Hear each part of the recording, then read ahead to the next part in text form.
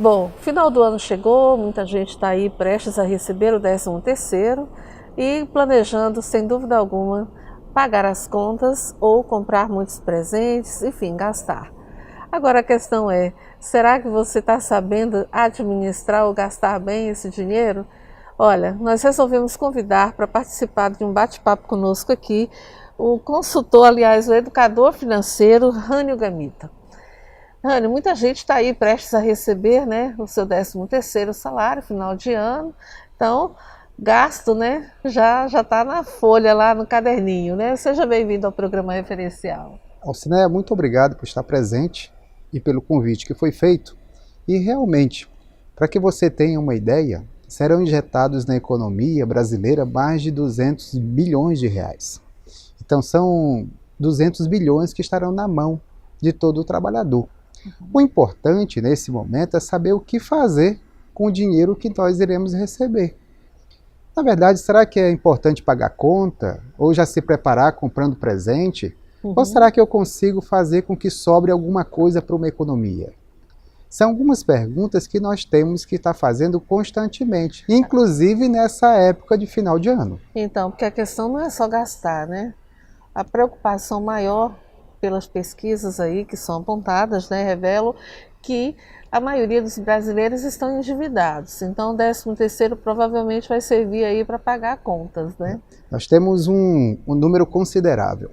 São mais de 60 milhões de brasileiros que estão inadimplentes.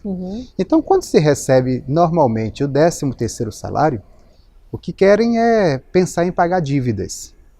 Mas nós não podemos tão simplesmente pegar o 13º salário e pagar dívidas.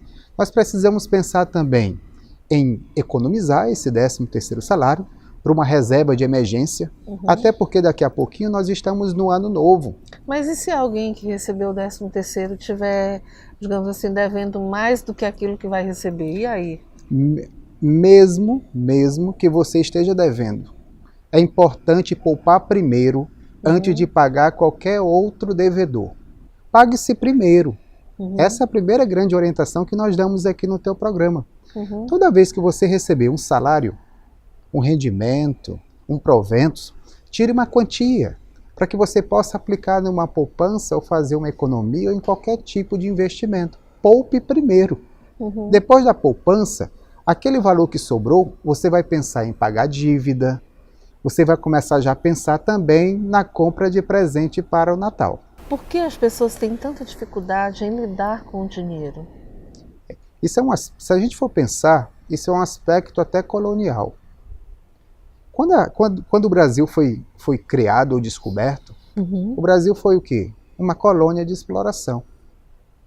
Então, normalmente, se você perceber, todo aquele que recebe o salário quer consumir o salário até o último centavo, ou seja, vai explorar todo aquele rendimento que recebeu.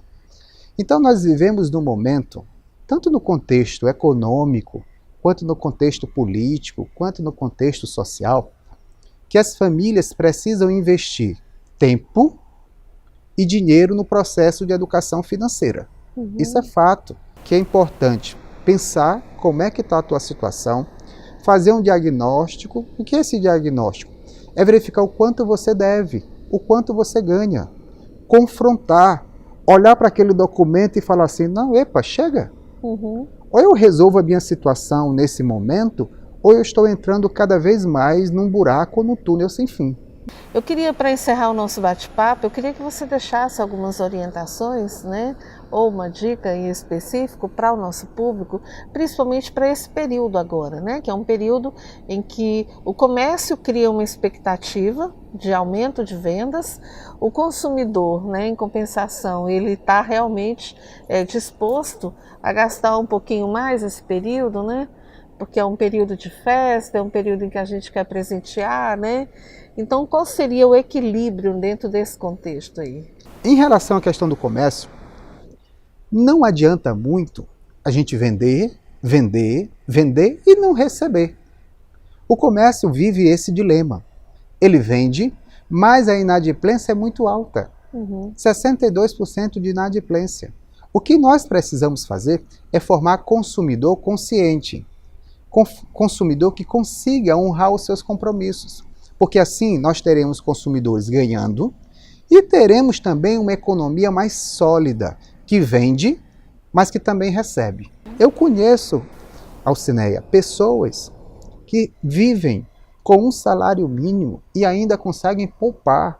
Compraram casa, compraram terreno, tudo à vista. Como é que acontece isso? Sabe como é que acontece? Utilizando a cabeça. Utilizando a cabeça. As pessoas, quando vão à compra, querem utilizar tão simplesmente o coração, a paixão. Uhum. Então, o que nós estamos propondo aqui é apresentar uma alternativa para que a população tenha conhecimento financeiro e tenha hábito mais saudável e um consumo mais consciente. Olha, adorei esse bate-papo. A gente vai voltar para dar mais dicas e orientações para você que está aí nos acompanhando sobre educação financeira. Eu conversei aqui com o Rânio Gamita, ele é educador financeiro.